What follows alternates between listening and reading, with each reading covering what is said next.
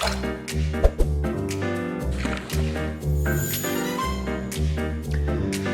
again. Welcome, everyone. It's time for another installment of MustardHub Voices Behind the Build. In these episodes, I speak with the people building, backing, and running better workplaces.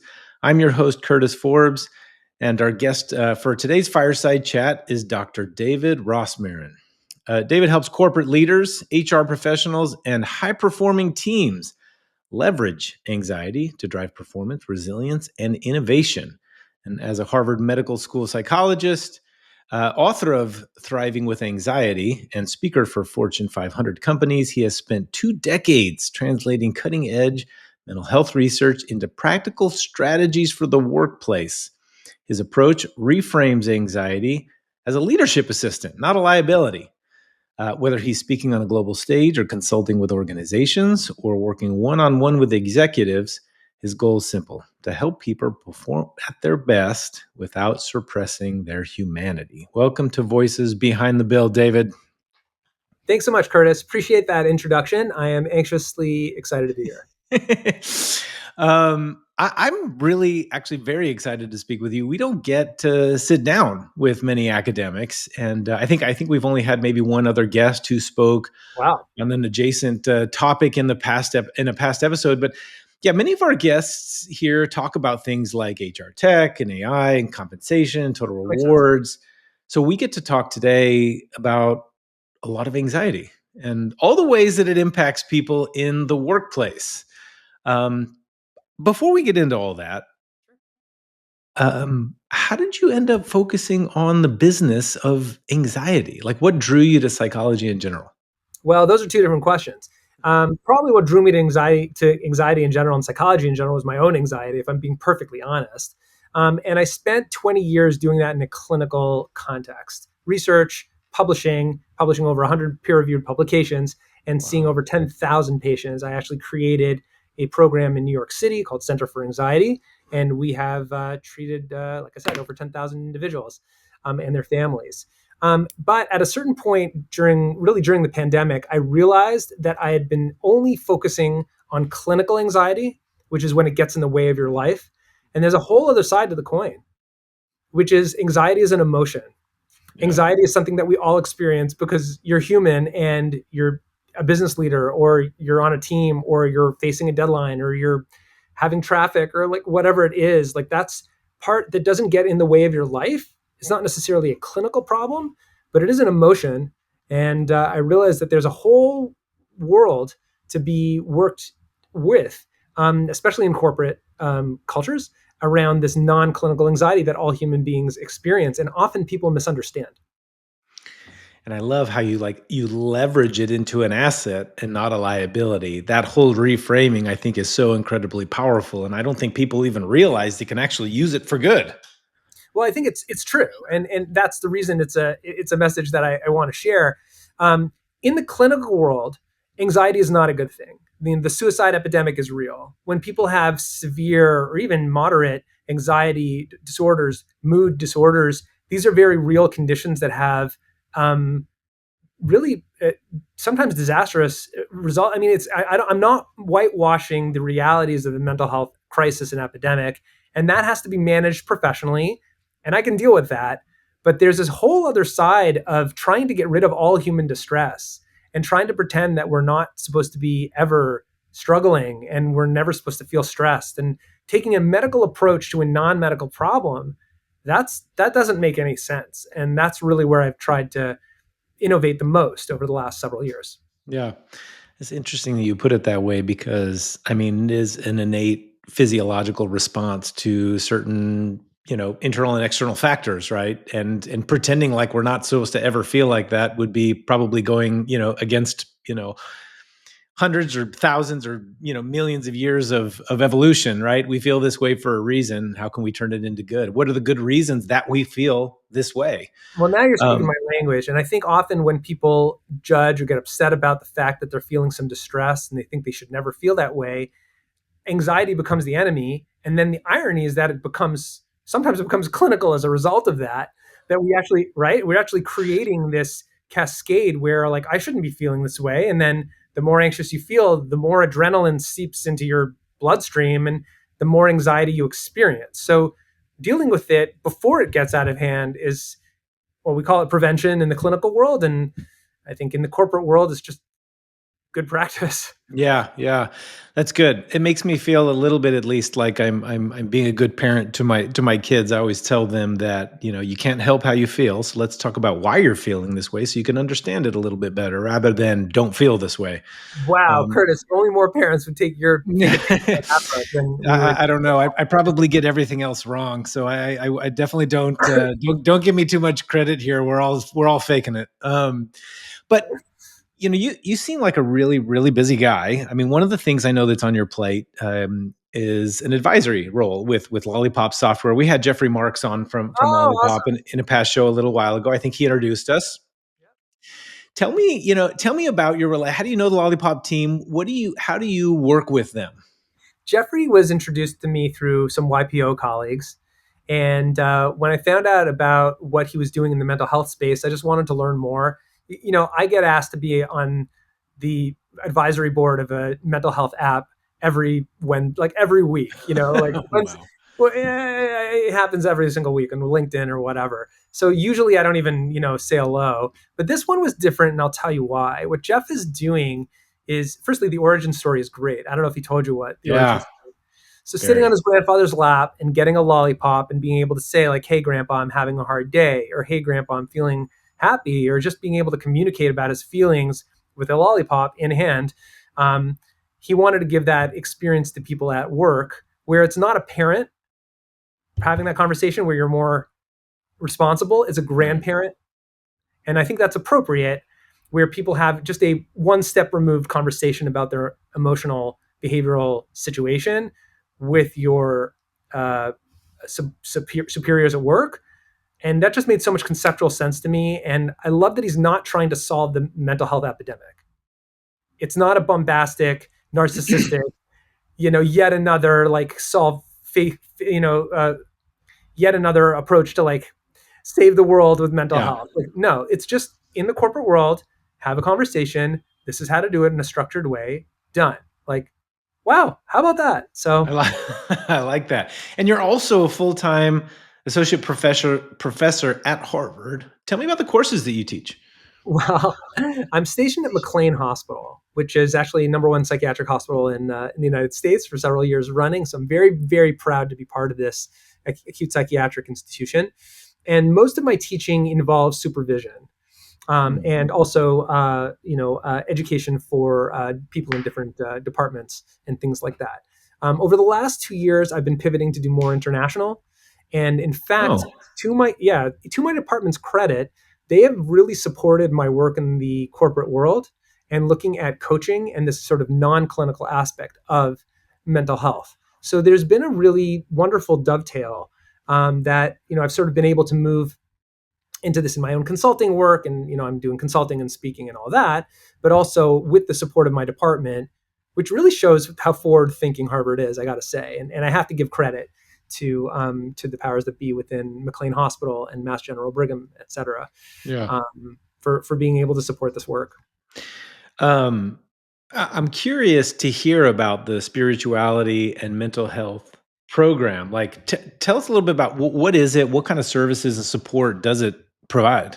So, firstly, just broad brushstrokes. Spirituality in mental health spirituality has been a topic that mental health has ignored for 100 years, ever since Freud. And when I came to McLean, I was really doing, for the last 15 years, I've been focusing on this area, and I still do, in terms of clinician training, in terms of just helping clinicians to have some language to have conversations about this topic, which again has been historically sort of issued or left out of the conversation. However, there's a really there's an interesting dovetail with the work that I'm doing now in the corporate world, which you wouldn't expect. From a spiritual perspective, if you will, distress and struggle are part of human existence. That doesn't mean you're broken, it means you're human. And I I, think that's really been a red thread through everything I brought to the world of psychiatry, 100 peer-reviewed publications, and et cetera, that you're not broken because you're struggling. It might actually be the most human aspect of who you are. I God, I love that. I'm only going to share a thing about one of my kids again, just this last time, and then I promise I won't do it again. It reminds me, so I love that. I agree with that. I think that that's an incredibly powerful statement. Even just yesterday, one of my kids was she's 5 years old and was super excited. I did something. I wasn't scared. I'm so brave. And I told her, I said, being brave doesn't mean that you're not, that you're doing things because you're not scared. It means you're doing things even though Even though you're scared. you're scared. Love it. And I, kind of to your point about being human, and that it's okay to feel how you feel, right? And there's nothing wrong with having these feelings. It just, No, it's terrain to navigate. You can't ignore it, and it has to be part of the conversation and where you go. I mean, but if your goal is to not navigate any terrain, then the only option is to stay stationary, and that's not much of a life. I feel like you're probably going to be, the premier forefront, person who's going to be able to discern the difference between who's AI and who's human, because that's going to be a real thing, right? In probably the near future. So you're Yeah, on the advisory it's for coming Lollipop. fast. We'll say again. It's coming fast if it It's hasn't coming really arrived fast. already. Your advisory for Lollipop, you're a full-time associate professor at Harvard, you're a clinical psychologist and director of spirituality and mental health at McLean Hospital, and you're also the founder of the Center for Anxiety. So yes, so years ago, I really wanted to be able to treat patients, and I opened up a small private office here in New York, which grew, um, and then grew some more, and grew some more, and the next thing I know, we've turned back and have treated over 10,000 patients. So that was been a ride. Also, I want to say that having seen an organization grow really gave me an interesting corporate perspective, and that is like a primary focus for me, going forward on the dealing with this sort of dealing with this non-clinical side of Yeah. anxiety and being able to sort of deal with it in teams. So that's sort of been the journey, if you will. Outside of really the interest in being able to see patients, was there really an inspiration for founding the center? Well, if I'm being honest, I think my own anxiety, like I said at the beginning, Yeah. was definitely a factor in sort of trying to figure out, like, what's when when you have emotions yourself. One of the things I write about this in my book is that can help you to understand the experience of other people around Yeah. that. And Yeah. often, I think we miss that as parents and as business leaders. Like, are my emotions a vulnerability, or is it a liability? Or is it actually an opportunity for me to create connection, which is the foundation of kind of everything? Yeah, yeah. I mean, I would guess I would agree with that statement. What kind of communities does the center serve? Tell me more about like the work it does for the community. So one thing, a program that I've developed really the last couple of years has been concierge mental health. Hmm. And this is in addition to sort of standard services that we offer, which is the Okay. bread and butter, if you will, of the clinic, including both insurance and private pay, markets and psychotherapy. But concierge mental health is a little different. It really involves, firstly, it's a sort of bit of an elite team. I only have a couple people on my squad who are at this point anyway Yeah. qualified and able to handle these cases. But it involves when people are spinning their wheels in a mental health journey. They don't know what to do next, and they need something more intensive. Usually, 10 to 20 hours is about the bulk of it, but it's over the period of a month. High touch. Sometimes it involves getting on a plane and going and meeting people in their home or wherever it is. Oh, okay. Yep. And really figuring out what's the next step for their family. Um, Wow, that's an enormous commitment. So you travel all over for the Center for Anxiety. yeah, I mean, the last couple months have been more of this, which has been great, and that's something I'm welcoming. Yeah. Things this time of year, a little bit less on the corporate front. Things will pick up probably a bit more in 2026. Sure. It depends on what's cooking and whether it's a research project or something clinical. The interesting thing about mental health, Curtis, is that there's just so much work to be done, Yeah. and there's a lot of value to add when you're sort of, you know, I think have an understanding, whether that's in the corporate world or in families or for Yeah. the research or clinical innovation or whatever it is. Um, so I just love it. Yeah. I have to tell you, I'm quite fascinated by all the things that you're juggling. So, because the center isn't really the end of all the things you have on your agenda. You do speaking engagements, you do workshops, you do consulting work, and you're author of a book called Thriving with Anxiety.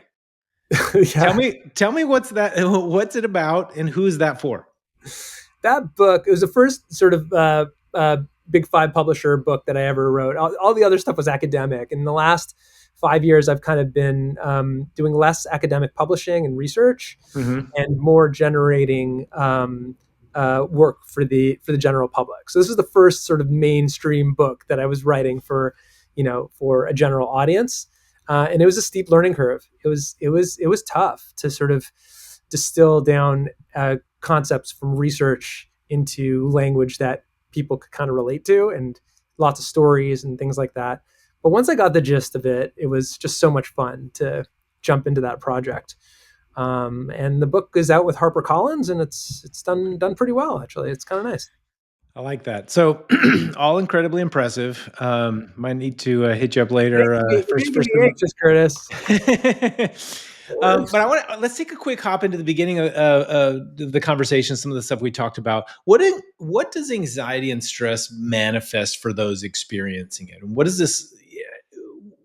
And does it look different? I guess in the workplace. 100%. Great question. First, there are two types of anxiety, and you have to understand this. There's clinical anxiety, which looks and feels, doesn't really feel, but different, but it looks very different than non-clinical anxiety. Okay. So you have to talk about the clinical side, which is when it really interferes with your life. Like if you can't work, you can't, engage in your relationships, you can't sleep, you can't go to Mhm. school, you can't complete your semester, you can't, get into the car or go through, bridges or tunnels or, handle certain Sure. situations, fly, whatever it is. That's called clinical anxiety, where it interferes in your life. That's probably like 5 to 6% of the time. And when that happens, you need something professional. You need Center for Anxiety or something like that. Yeah. And there are a lot of people who have clinical anxiety, and there are great treatments that are effective. And I think that that's a whole world and a whole discussion in of itself. That looks, and I would say to some degree feels different than normal, healthy, non-clinical anxiety, which is something that all human beings experience. Okay. If you're, Tell me more about that.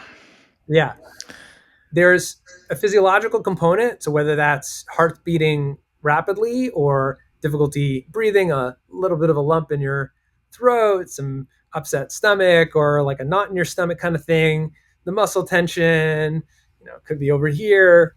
Um, just being worried, that's more of a cognitive thing. Your worries, your thinking, your racing mind, that's the mind aspect. And then there's behaviors like people avoiding certain situations or lifting up your phone every time you feel a little distracted or whatever it is, whatever other distractions or vices we have. And that's sort of as long as it's not interfering with your life, it's still unpleasant. But I don't see that as a clinical problem. I don't think that's something you have to get rid of. I think it's something you have to work with. Hmm. So, when it comes to anxiety, I mean, I would expect that anxiety is increasing in the workplace. What are things Right. causing stress and anxiety for today's workforce, including leadership? Right. I'm guessing not all the stress is coming from work, but maybe some of it is. I mean, what do you generally see?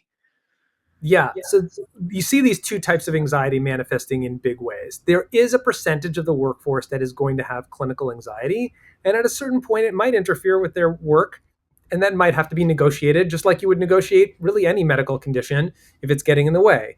But most of the time, that stress, that apprehension, those worries, that difficulty, whether it's happening because of a personal matter or a work related matter, is really grist for the mill, and just, I would say, actually an opportunity to create greater connection, greater self-awareness, greater psychological safety, and ironically greater productivity if the culture of the organization is in a certain way. So let's lean into that. Do you feel like employers are they aware of the anxiety that their teams experience? Are they doing the right things to support their teams and alleviate, or help, the anxiety or prevent it? Like, what should the organizations be doing to reduce anxiety for their employees? Great. Um, I'm not sure that alleviating or preventing or reducing anxiety is the goal. Okay.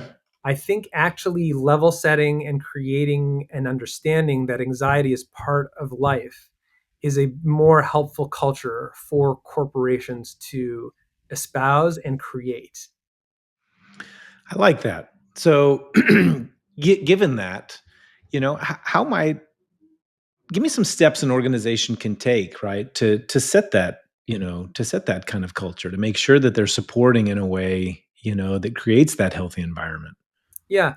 Well, it always starts at the top. So it would involve some leadership aspects, and that's usually on a consulting basis, as well as messaging and helping them to, helping corporate leaders to get the right sound bites out about their own experience and also about just how emotions work in the workplace. HR needs its own sort of coaching on this. Often people in HR are really nervous that they feel like they have to be everyone's therapist and make everyone feel good, and level setting with HR, level setting with managers as well is a big part of this, and helping them to understand their own feelings and then bring those in an honest way to work. And then for everyone in the company on a company wide basis, I think those can often be handled through keynotes, book clubs, sort of standard things that are being done by many consultants these days. But I really see that as sort of a multi-pronged approach, starting with leadership, moving down to middle management, if you will, at the VP level, and then from to the ground up. Yeah, that's usually broad brushstrokes the consulting approach I take with companies. I'm curious, how do the different ways that so many of us work today impact stress? Like, while many people, feel like remote and hybrid work gives us more flexibility and control over our time. For a lot of people, could these situations cause more stress for the workforce? I think in many ways it does for a very specific reason that's counterintuitive. Okay. Work from home is supposed to be less stressful, so people then assume and expect to have a less stressful life. And when it isn't, then they can be disappointed with work when it doesn't Yeah, have to do with that. It has to do with the fact that they're human. that's true. Um, Again, yeah, I guess, or maybe they feel like they're doing it wrong. Yeah, I'm That's working the from problem. home and my stress isn't lower. I might be doing it all wrong. And maybe when what's wrong with me? And I think that's often that question, am I doing this wrong, is the subtext that employers and supervisors need to address. That's exactly the subtext. Interesting. Interesting. Well, so technology also, it's pretty hot topic. We talk about it here a bunch. We talk about it on this show a bunch. It can save time. It can make our lives easier, right? AI can 10x our output, but it can also add a lot of complexity. How does technology we use in the workplace, alleviate or create stress for the workforce? Again, I know alleviate's not necessarily the goal here, but how does that affect us? There's an insidious issue with technology that I think. Have you seen Jonathan Haidt's The Anxious Generation? You must if you have Yeah, kids. yep. This is a must Yes. read for any parent, Yeah, firstly. it's a good one. Yeah, I actually did a workshop just based on the anxious generation for a Fortune 500. They wanted a 3 or 4 part workshop just on the anxious generation for parents in the company. Forward thinking company, by the way. Pretty cool that they did that. So it was great. I got to do a really deep dive into that book. He there's an interesting point that I think Haidt makes. I've taken it a couple steps further, so I'm taking a little poetic license here, but I want to give him credit for this origins of this concept. When you deal with technology, especially AI, it's almost sentient. It's like kind of nuts. The how fast it is, how much it knows, how it never sleeps, and how it's always sort of on. And yes, there are these like hallucinations, and it's not perfect, and Wi-Fi does jam, and signals do get lost, and Sure. messages go to the wrong people. Like we all have that, but at the end of the day, we're dealing with these incredible machines, and our interface with them creates, I think, psychologically, a big dissonance between our imperfections as humans, our struggles. We need to sleep. We're not always on. We make mistakes, a lot of mistakes. We have emotions and Yeah. needs, and you have to eat. And like our computers don't have any of those problems. So that dissonance creates, in some ways, an insidious psychological stress in the background that, like, why aren't I as smart as my computer? We talk a lot about the how, the use of AI can start to impede individuals' ability for their own critical thinking, right? Yep. Because they just so heavily rely on, you know, technology for Right. whatever reason. And AI is always going to be smarter, or it's going to say things in a more articulate way, or it'll give you five different ways to say the same thing for the, you know what I mean, to have whatever effect you want it to have. I think that it's really its only biggest drawback right now is it can't stop using an M dash. But but it's true, it's true. All these things that you're talking about, and to know that it's only going to get better, it's only going to get smarter. Yeah. I'm already seeing differences between now and 3 or 6 months ago. I mean, it's the capabilities are great. Um, Therefore, what we really need is human connection. And the problem with that is that human connection is imperfect Mm, because people say things they don't mean, and they have their moods, and they have their days, and their good days and their bad days. And there's miscommunications, and that's actually a need of us to have those real experiences. Work from home, I think, makes it harder to connect in a real way when we're doing it two-dimensional versus three. yeah. And these are issues that the workforce, I think, is facing in a very very significant way. Although, I guess, an indirect, positive consequence of using too much Chat GPT. Apparently, all of my ideas are incredibly amazing, and it thinks that I come up with the greatest solutions to everything. So manufacturing that artificial ego boost, I guess can be a good, from time to time. Right. It's Um, the least honest coach you will ever get. it's true. But so, I love this and I love hearing that. And I kind of agree, this the human connection becomes more important, the relationship equity that we build Yep. with our network, with our, with everybody sort of in our orbit, is becoming more and more important. I would say that, when smartphones became incredibly popular to use and everybody was texting each other and people stopped communicating, feels like we fell off a cliff, right? Where young people didn't even know how to have a conversation, They right? don't. Let alone a conversation that had words longer than three letters.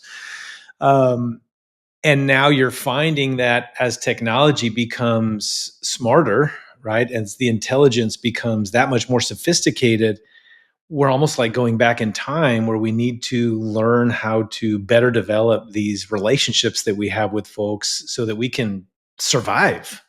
It's exactly what's happening. Those relationships are not optional. I love the term you used. Was it relationship equity? Yeah. That's brilliant. It's exactly what it is. Relationship capital, relationship equity. This is, I mean, firstly, what's life about? If you're like, you can Right. have all the success and all the wealth, and if you're alone, like, what's it worth? Let's Yeah. be It means honest. nothing. You don't have Exactly. anyone to share it with. Like, who cares? Like, I think almost any thinking person would say that. But more importantly, when you see it that way, like, are we investing in do we have time off from tech? Like, there's certain times in my week when I just turn my phone off and hang with my family, and because that's what's going to create meaning and connection and the most important things in life. And if I didn't have those sort of pegs in my week, then given all the responsibilities that I have, like, it would just envelop me. I couldn't survive. Yeah. For for tech companies like Mustard Hub, human connection is a big part of why we do what we do. Um, Tell me, I mean, what do we need to keep in mind when building products when it comes to you know, creating or helping to either creating stress, even creating more human connection to soothe some of those issues? Are there things that we need to avoid? If you were talking to individuals, like you often advise for a lot of platforms, what do you tell them to keep in mind? Are they are they increasing connection with other people, or are they through communication, or are they only increasing productivity through interaction with an app? Now, there's room for both, Okay. but I think we have to do not only the latter. That's what I love about Lollipop. I mean, you're using a basic technology to create human connection in a very simple, scalable way. Yeah. So I want to talk a little bit about AI and the human connection. And I might wind up going off script here in a little bit because, as we know, there are so many platforms that are coming out for individuals just to help build relationships with robots, not even I people. don't know what a relationship with a robot is. I'll tell you why. Like, I'm not sure that I actually wouldn't even say not sure. I disagree with Zuckerberg about this. The solution to the loneliness epidemic is not to create bots that are basically trying to mimic human connection. It's using technology to connect people to each other. Yeah. That's what it's about. And you can. Like right now, we're having a conversation. I don't even know which city you're in, if I'm being perfectly honest. But like, you seem like a good guy, and I'm enjoying this conversation. I'm going to have a good rest of my day thinking back that, like, I've got a buddy named Curtis, and we're having like just a moment of humanity here. And we're using electronic means to do this. Like, you're not Yeah. physically in my space, and I'm not in yours. That's what tech is for, as well as being able to syndicate the show and getting it out and sound bites and Yeah. Yeah. socials and promotion and what all that you do. But let's not lose sight of like the fact that I'm human and so are you, and that's what this that's why people are watching this conversation. What's funny is, you brought up Zuckerberg, and I feel like the interesting irony there is, he's I shouldn't be singling him out. By no means is that my intent to do this, but you can make a case that he's talking about creating technology to solve an epidemic that, you know, some would argue his platform is partially responsible for. Sure. Of So I course, think there's that I definitely think there's some irony to that. the irony, and the problem is that this solution will make the problem substantially worse. I've seen people coming in, like, to your point, they don't know how to have a conversation with anyone. Yeah. How many job applications have you had in the last year that start with the words "Hey"? Oh. Hey, Yes. I mean, what is that? I mean, I'm a professor. Like, at least say like "Dear David," like, I something like some sort of salutation. Like, I'm speaking to you as a human being. Like, yeah.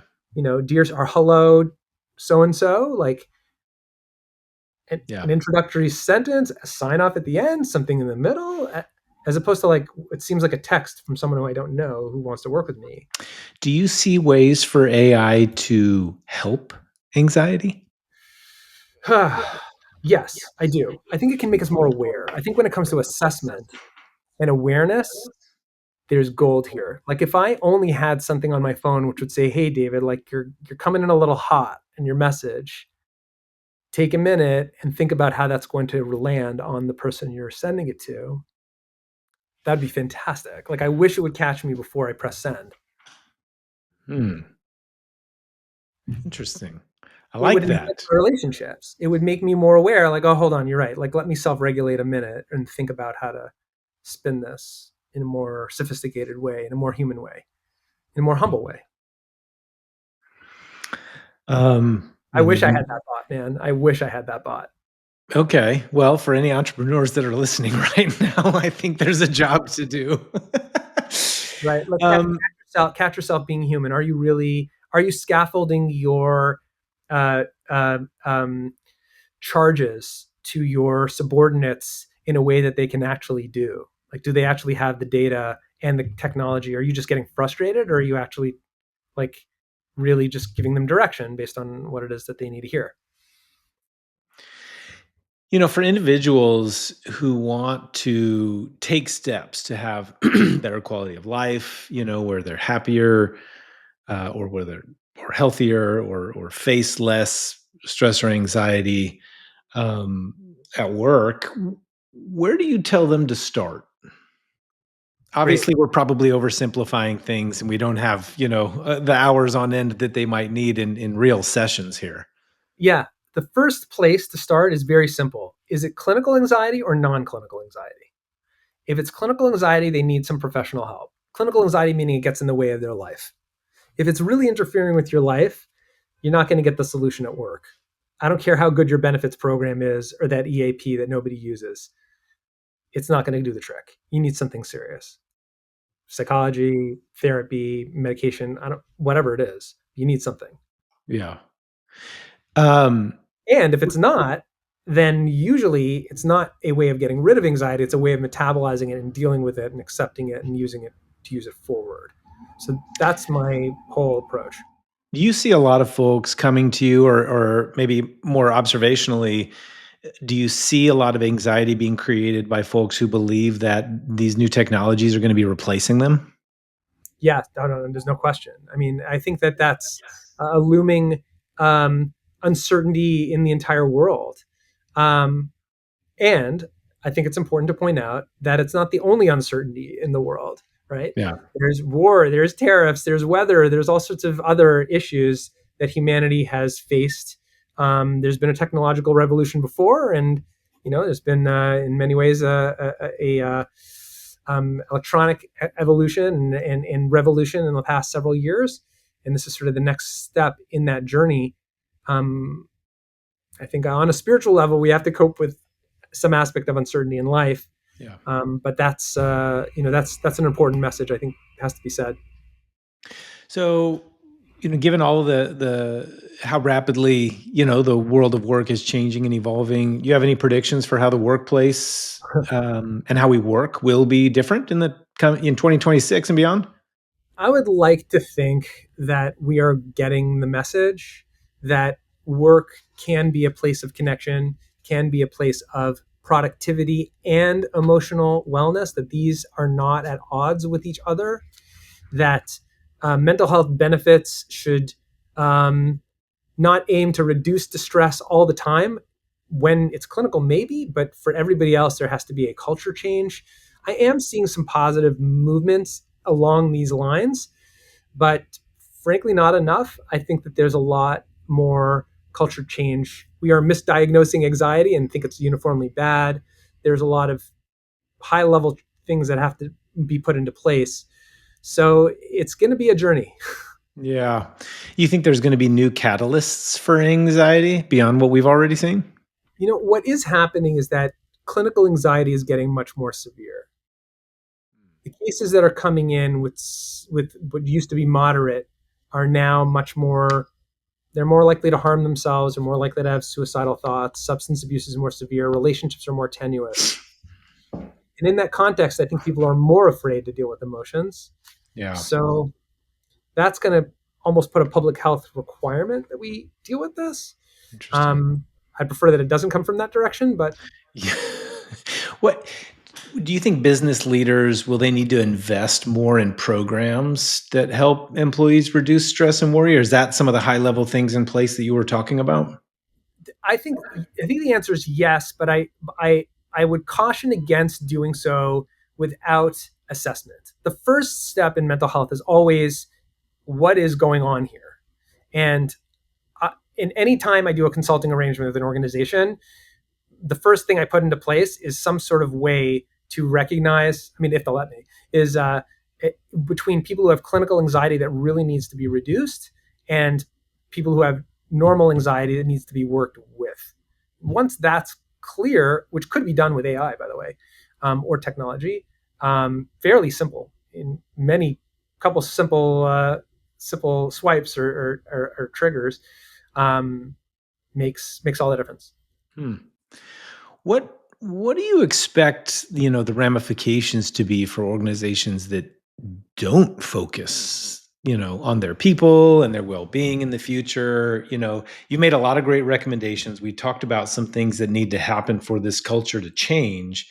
Inevitably, there's going to be organizations that simply don't heed the warning. What's going to happen to them?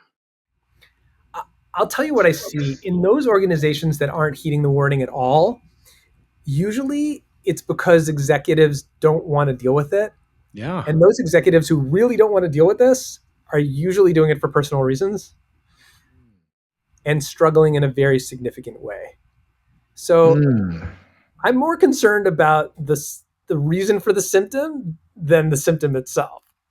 Um, does that have downstream effects on the workforce? For sure. On productivity, definitely. On mission, on everything, yeah. But if the leadership isn't in a good, healthy place, they're not going to want to deal with mental health in a serious way, and that to me is a much bigger issue. That's what I'm seeing in concierge mental health every time I'm on a case. Huh. So let's say I'm an organization and I want to get started. So those who are future focused and they want to support their people in terms of their mental health and holistic wellness, right?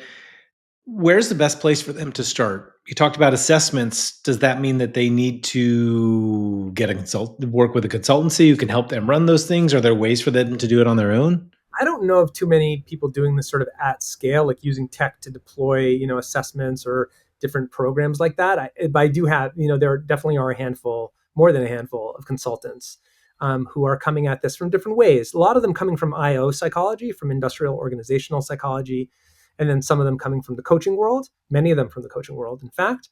And then a few stragglers like me who are coming in from clinical anxiety, who really like have more of a medical clinical background, and then are bringing that lens to the workplace. Um, Very good. To wrap up, I'm always curious to ask this. I kind of want your advice for up and coming business leaders. What would be your single most important piece of advice about what they can do better, right, when it comes to supporting the mental health and wellness of their people that they work with? Let's say you just had a minute. You're on an elevator up to the top floor, and before the doors open and they walk right out, what's that one thing that you tell them that they can take with them to hopefully make their workplace better? Number one thing you can do to improve the workplace wellness is to work on your own relationships. No question. Almost invariably, when I end up in a consulting role, some executive comes to me and spills their guts. And that to me is the watershed moment that really determines the rest of the consulting arrangement and whether it's ultimately successful. That's really why I do this work, and why I love Amazing. it so much. Is for those rare moments of honesty, not so rare. And the good news is that if your relationships, you need relationships, and so does everyone else around you. Like, Mhm. you're human, and that's actually your biggest strength. It's not a weakness. I love that. I love that, right? Get yourself right, fix yourself first before you can really help everybody else in your organization. That's really powerful. I don't think anybody's actually said that so far, but that needs to be said. This was incredibly insightful. Thank you so much for joining me today, David. Thanks for having me. An honor and a pleasure, and really great and grateful to be connected with you. Yeah, this was a lot of fun. Big thank you to all you tuning into Mustard Hub Voices Behind the Build. Be sure to like and share this episode, subscribe so you don't miss the next one. Also, visit mustardhub.com to learn how we help companies become destinations for workplace happiness and turn culture into a competitive edge. And while you're there, be sure to sign up and get started with Mustard Hub for free. Thanks again for joining us. Until next time.